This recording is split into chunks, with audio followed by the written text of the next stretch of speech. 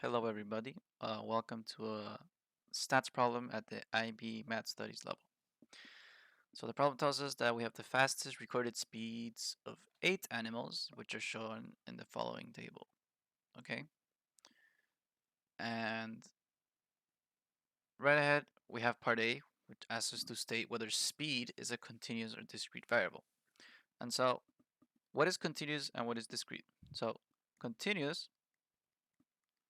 is going to refer to when you have numbers like 3.23 or 7/3, stuff like this. Why is this continuous? Because it is not a whole number. Okay, whole numbers are numbers without decimals, without extra fractions, um, such as these examples here.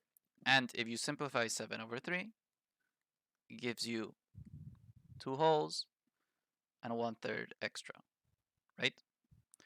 And even if you pop that into your calculator, if you want to just like quadruple check or whatever, which I think you should always do, you're going to notice, yes, this is also continuous, okay?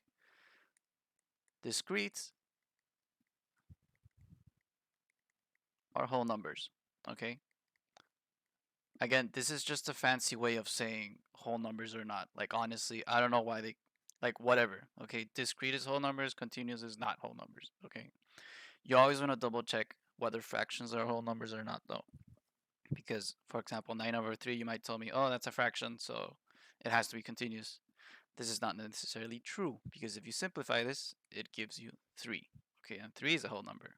That means 9/3 is also a whole number, but like in disguise. So you always want to double check with that kind of stuff.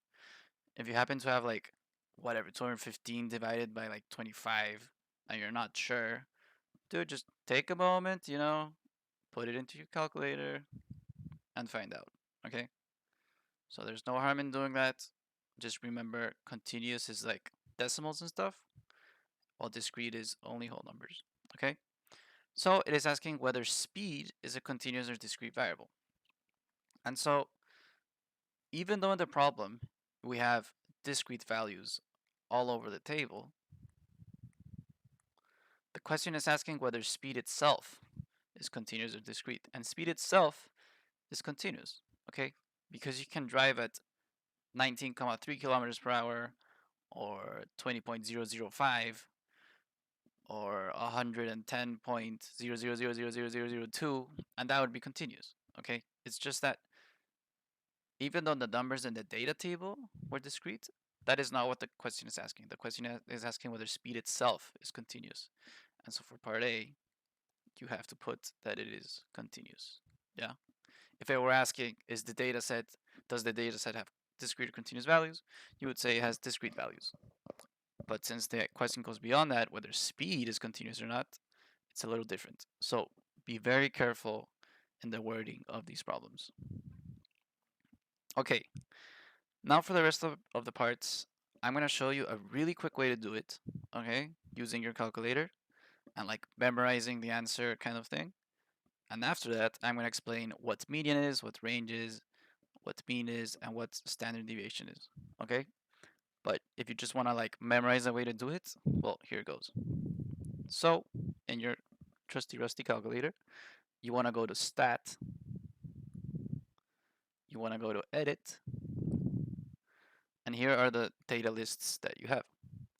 So whichever you use, in this case I'm going to use L1, you want to make sure that it is empty. So one way to empty it is pressing delete each and every single time. Or you go to the top, oopsies, you go to the top of the graphing calculator, under L1, press clear and enter, and it cleans it all right away. You don't have to clear all the lists, um, but if it makes you less anxious to do so, like, go ahead. So I clear the list that I'm going to use and I pop the values that I want. So I'm going to literally copy what the problem gave me. And once you are done filling it in, you want to go back to stat, and we are not editing anymore, we are calculating. So we shift to the right, under calculate, you go for 1 var stats. You want to make sure that on list you have L1 or the list that you are going to use. If you're not sure how to change the list, you have to press second to put like blue numbers here on the bottom. For example, if you want to put L2, you would press here, L3 here. But in this scenario, whatever, we're going for L1. So just make sure the list you pick is the list you're using. In this scenario, we do not have a frequency list, and we go ahead and calculate. And so what you see here, if you want to memorize the answer or whatever, you're going to have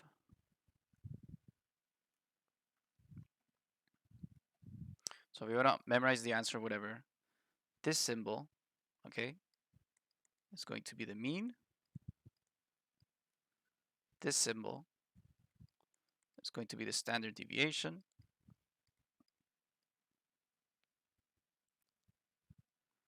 And if you go down a little bit, med refers to the median. Okay, and for the range, well, you can't like memorize it like super easily as the other ones, but you can look at minimum x and maximum x, okay? And so you do max x, which is the highest value, minus the lowest value, 300 minus 6, and the range in this scenario will be 294. Yeah, and the median, just looking at what the calculator gave me, is going to be 89.8875. The standard deviation 84.559, and the median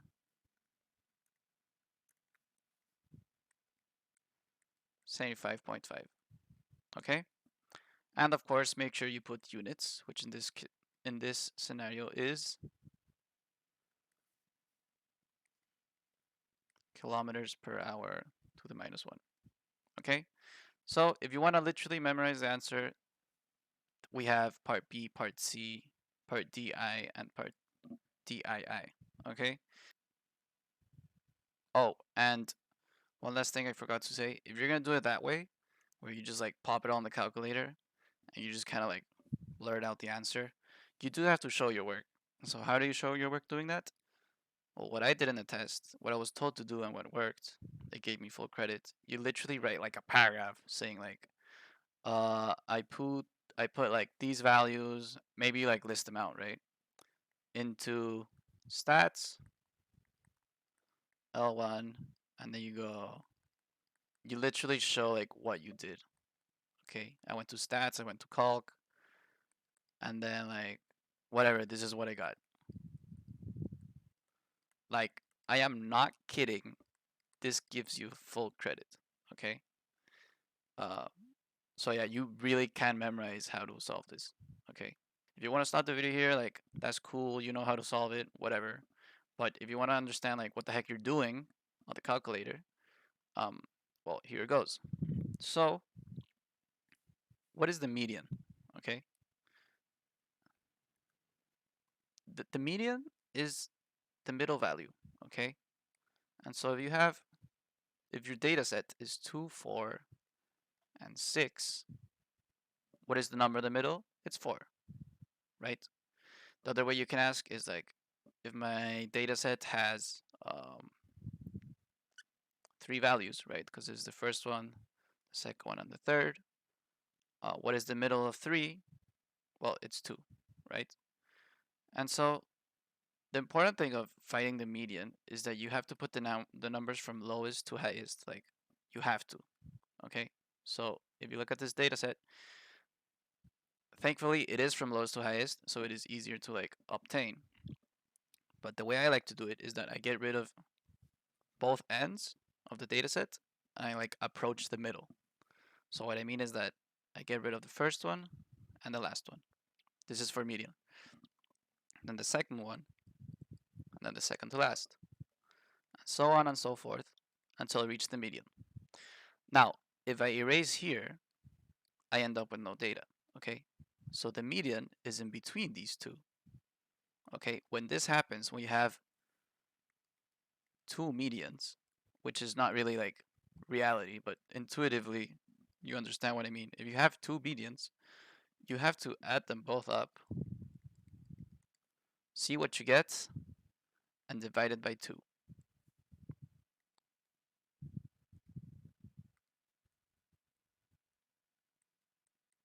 So in this case, it was 151 divided by 2, which gave me 75.5.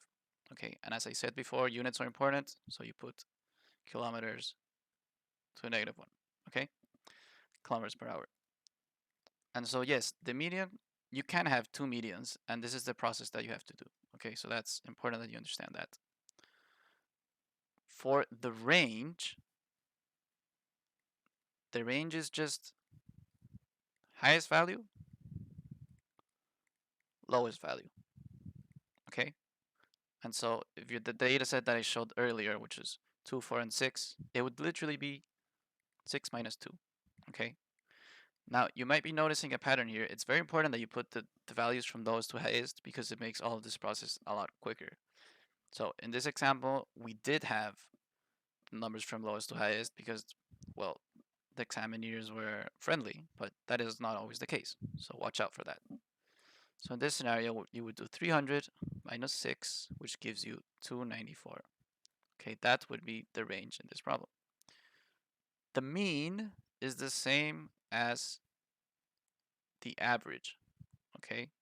Okay, and to find the average, what you have to do is add all of the values, okay, and divide them by the amount of data points that there are, okay.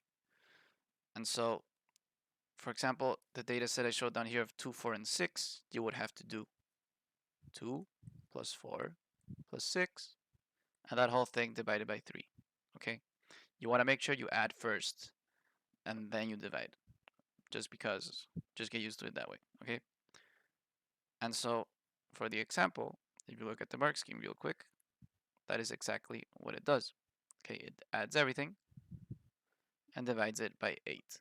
Okay, how do you know it's 8? Well, a quick way you can get it is that the problem tells you that there are 8 animals. Okay, but if you have the doubt, well, just count it. Okay, write down on the side how many there are. I always suggest doing this kind of things because in a certain way you are double checking. And the hardest thing to explain would be the standard deviation. Okay, the standard deviation intuitively is how dispersed. Okay, how dispersed, how varied the data points are. Like if all your data is something like this, okay, a bunch of 2s and a couple 3s, the standard deviation is going to be close to 1, okay, because at most between data points it varies like 1. In fact, it's probably less than 1. This is probably like 0.5. But yeah, if your standard deviation is much higher, that means your data is much more dispersed. And so in this scenario, our highest is 300 and our lowest is 6. And here's the value of the range as well. The range can sometimes tell you how much the standard deviation could be. It's not always right, but it can give you an idea of it. And the idea here is that, damn, if my highest is 300 and my lowest is 6, the standard deviation must be pretty damn high, right? Unless if I have a bunch of 6s and just one 300, even though the range is big, the standard deviation is not going to be as big because between all the data sets, you kind of have like an outlier. Okay, this is not as important to understand, but I do feel like it's important to explain it. Um, Again, if you do the stats thing, like you're good to go. Okay, you gotta get familiar with the calculator, um, doing it quickly, how to erase the list quickly, understanding which of these symbols means what and when to use which. But the ones I showed you are pretty much the only ones you're gonna be using almost ever. Okay. Um, and so yeah, basically get familiar with the calculator, and I think you'll be good to go. So thanks for watching, and I hope it helped.